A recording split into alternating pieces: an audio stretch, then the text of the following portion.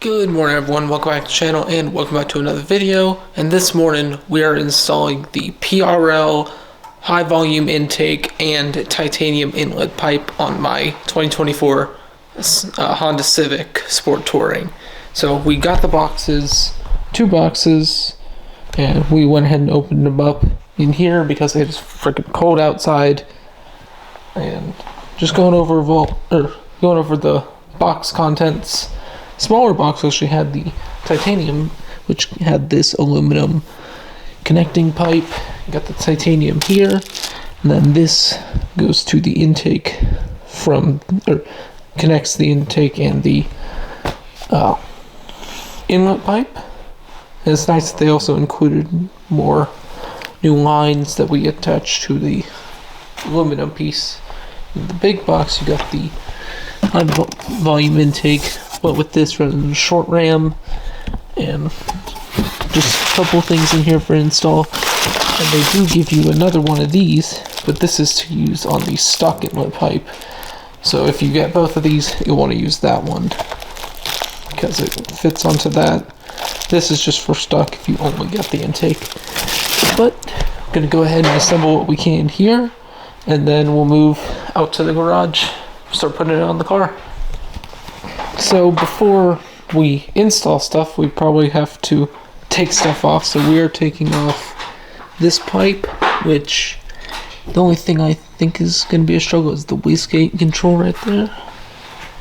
But besides that, I mean, really it's all just that this whole airbox is getting replaced, and then this thin little plastic pipe is going to get replaced by that beautiful titanium piece.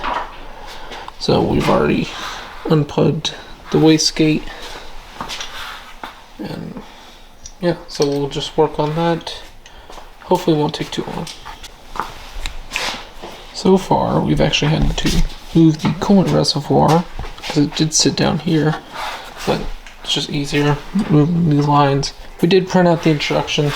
You don't need to, but we did just because ease of access.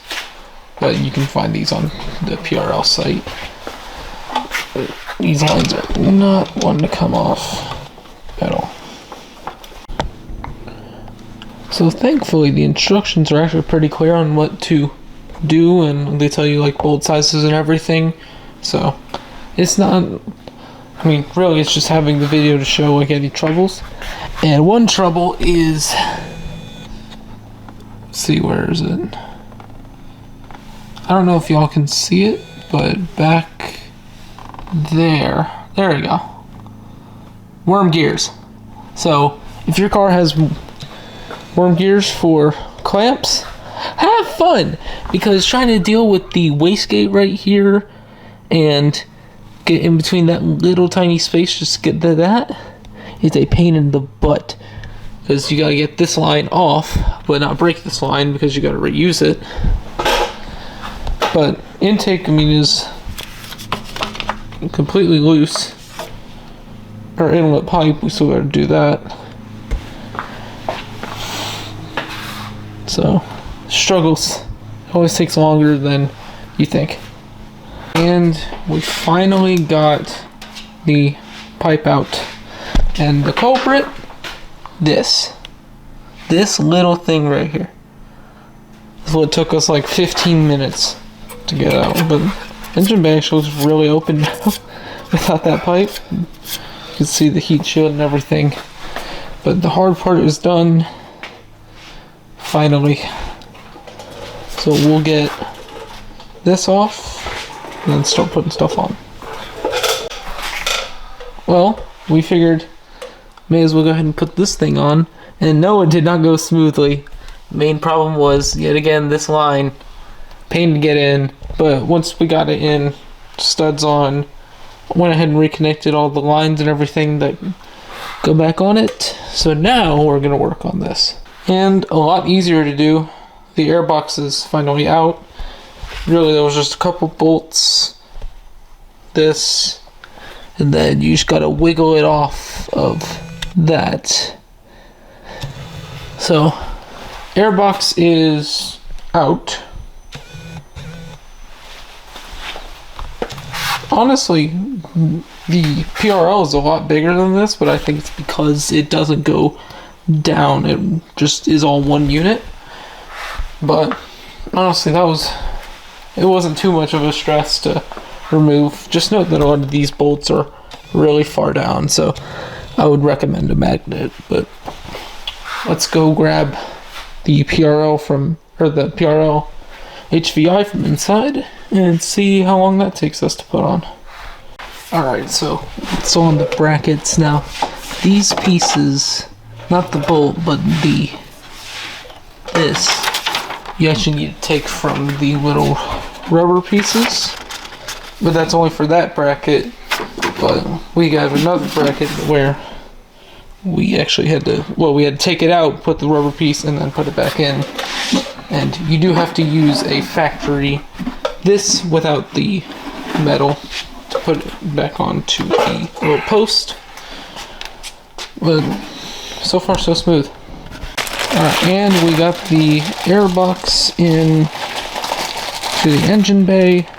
We got this little panel on that utilizes the, I guess you would call it kind of a cold air thing from factory. But the biggest pain was getting the bolt on down there, just because of, we don't have any magnetic tools. So if you have any magnetic tools, definitely be the best option. But right now, we're ready to put that air filter on, and then it's just a matter of getting the titanium between the airbox and the elbow. After many troubles to figure out routing, about time we put this in the car. Beautiful. And just like that, we got the titanium pipe in place, got it connected to the knuckle. And do keep in mind that there is a bushing that you have to tie down the pipe to that comes from your factory inlet pipe. So make sure you grab that, because otherwise this thing's going to be flailing around everywhere. But now's the tricky part of figuring out how to get the silicone from the inlet pipe to the intake, with them both being on. It's going to be fun. And after probably about 4 or 5 hours, we are finally done. Pipe is looking good. Sorry, I got to use the flashlight because my camera don't really do good with all light, but yeah, looks really, really good. These things were a pain because factory, they go through here, like there's a little clip right there, but we don't have to use that clip now because of the lines, so that threw us off a little bit, but looks really, really good. Really happy with how it turned out. But now I think it's time to start it.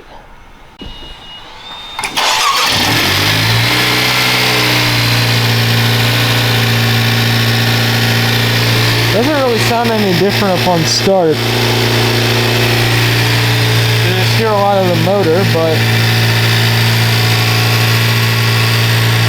I think the biggest difference will be when you're driving, which I'm gonna be on the road later driving this around, so once I get it warmed up, I'll get a couple sound clips. But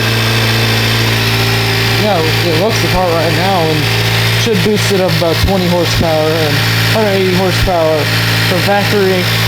Nice little boost. And taking this thing out on a drive, not even warm, but already you can hear a lot of blow off.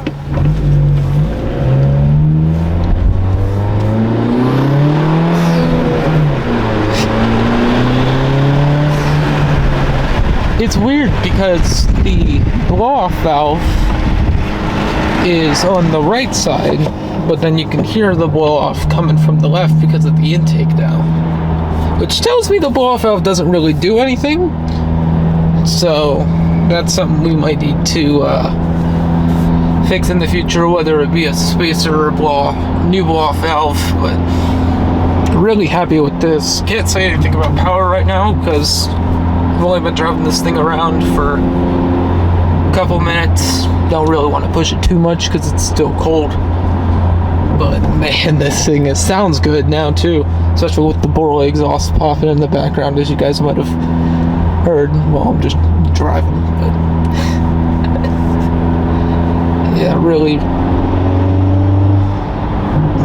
really happy with it. Alright everyone, well that's going to be it for today's video. Super happy with how both the intake and the inlet pipe turned out.